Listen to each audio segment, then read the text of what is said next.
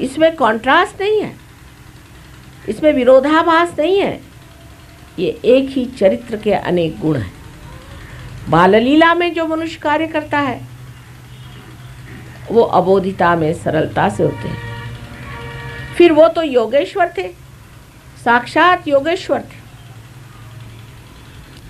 योगेश्वर ऐसे थे कि उन्होंने 16,000 पत्नियां कर ली और उसके बाद और 5 पत्नियां कर। लोग कहेंगे वाह भाई क्या योगेश्वर थे, इधर 16,000 पत्नियां कर ली और ऊपर से और 5 पत्नियां कर ली। ऐसे योगेश्वर से भगवान बचा रखे। ऐसे तो हम भी करते फिरेंगे, तो आप वाजिद अली शाह को क्यों बुरा कहते हैं? हाँ, आजकल की बुद्धि ऐसी चलेगी, सब समतल सोचते हैं हर एक चीज़ को।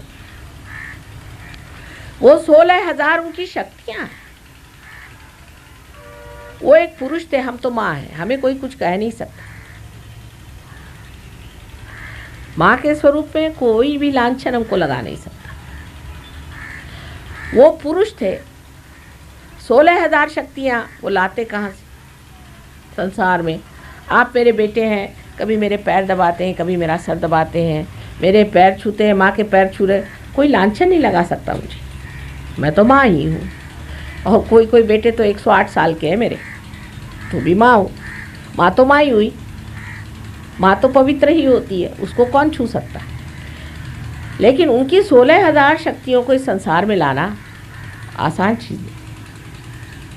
और उस वक़्त कोई ऐसे लोग भी नहीं थे तैयार जो सहयोगी होते कि जिनको खड़ा किया जाए। तो उन्होंने 16,000 अपनी शक्तियों को स्त्री रूप में जन्म दिया और एक राजा से कहा कि इनको सबको भगा के ले जाओ और फिर ये नाटक करके, सारा नाटक ही है, और उन 16,000 अपनी शक्तियों को अपने पास ले। और 5 जो पत्नियां थीं वो पंचमहाभूत, उन पंचमहाभूतों को भी अपनी पत्नियां बना करके साथ। अब ये सूक्ष्म बात आपको सहयोग में समझ में आएगी। आप वाइब्रेशंस पे देखें, मैं बात सच कह रही हूँ कि झूठ कह रही हूँ। जो बात कह रही हूँ इतनी सच है कि उससे आपको वाइब्रेशंस आएंगे। ये 16,000 शक्तियाँ और पंचमहाभूतों को उन्होंने एक ऐसे रूप से अपने पास रखा कि लोग लांछन नहीं लगा सकते थे। अब पत्नी है, पत्नी क्या 16,000 क्या कितनी भी हो, पत्नी है बेचारी। लेकिन उनके लीलामय जीवन के अत्यंत सुंदर सुंदर मधुर मधुर ऐसे क्षण हैं कि जिनका वर्णन नहीं किया जा सकता। अब राधा जी, ये उनकी शक्ति। राधा, रा माने शक्ति, एनर्जी। रा, धा जिसने धारणा की, जिसने शक्ति को धारणा की वो राधा। और जब उसको लेकर के जब उन्होंने रास रचाई तो फिर वही रास, स माने सहित, शक्ति के साथ वो रास, इस तरह से उन्होंने रास रचाई। उसमें भी कुंडलिनी जागरण का ही व्यवस्था थी। आप लोग सब हाथ घर पकड़ के बैठे हैं और उसमें से 2 आदमियों का कनेक्शन हमारे 2 पैर से लग जाए, उस वक़्त अगर कोई संगीत हो रहा हो, कोई ताल बज रहा हो, तो आपके हाथ में वही ताल बजेगा। जब ताल बजेगा तो जब ताल हाथ में आएगा, 3 ताल बजेगा तो 3 ताल हाथ में आएगा, 1 ताल बजेगा तो 1 ताल हाथ में आएगा। आप देख सकते हैं। इसलिए उसे रास कहा गया था कि रास, शक्ति के सहित उसको घुमाना, ये उन्होंने कार्य किया था। लेकिन नारद मुनि ने एक बार एक खेल रचा और उन्होंने जा करके श्री कृष्ण से कहा कि क्या तुम वाकई इन सब पत्नियों को और इनको सबको प्रेम करते हो? कहाँ करता हूँ। उन पत्नियों को जाके पढ़ा दिया। उन पत्नियों से जाकर इन्होंने कहा कि देखो श्री कृष्ण तुमको तो प्यार नहीं करते, वो तो सिर्फ राधा ही को प्यार करते हैं। तुमको तो यूं ही रख छोड़ा है घर में पत्नी बना करके कलंक रहित रहने के लिए, वैसे तुमको कोई प्यार व्यार नहीं करते।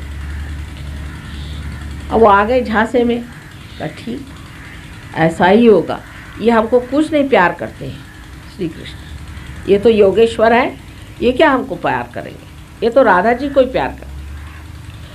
तो वो आके कहने लगे कि आप तो हमको प्यार नहीं करते, आप राधा जी को प्यार करते। श्री कृष्ण ने कहा बाबा बाबा ऐसी बात नहीं कहो, मेरे पेट में बहुत दर्द होने लगा, इतना दर्द हो रहा है मेरे को कुछ पूछे। आपको क्यों दर्द हुआ? कल ऐसी बात करने से मेरे दर्द हो जाता। अब घबरा गई, कल अच्छा इलाज बताओ।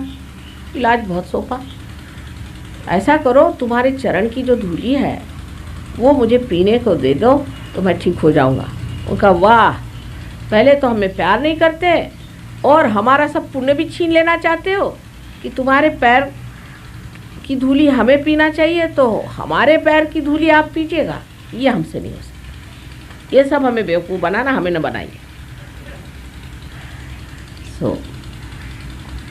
उन्होंने कहा कि भाई ये तो एक ही तरीका है। नारद मुनि ने कहा कि नारायण नारायण अब क्या किया जाए? कहा अच्छा तुम जाओ राधा के पास, उससे कह दो। तो राधा जी के पास गए। राधा जी से कहा कि भाई श्री कृष्ण की तबीयत बहुत ख़राब। कहला क्यों? कहले उनके पेट में दर्द है, क्योंकि वो धन्वंतरी है। उन्होंने इलाज ये बताया कि जो भक्त मेरे लिए अपने पैर की धूल भेज देगा उसको पीने से मैं ठीक होता।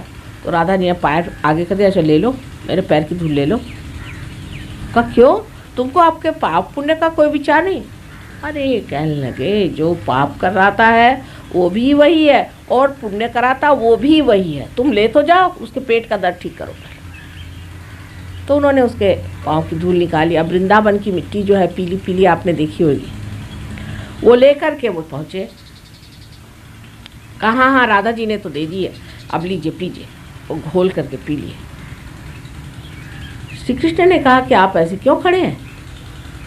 कहने लगे कि राधा जी ने एक बात कही समझ नहीं आया कि आप ही पुण्य भी कराते हैं और आप ही पाप भी कराते हैं। कहले अच्छा तुम्हें समझ नहीं आई बात?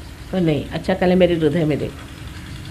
हृदय की जब नज़र की तो हृदय कमल में श्री राधा जी बैठी हुई और उनके पाँव जो हैं उस कमल के पराग में छू रहे हैं और पीले पीले हो रहे हैं।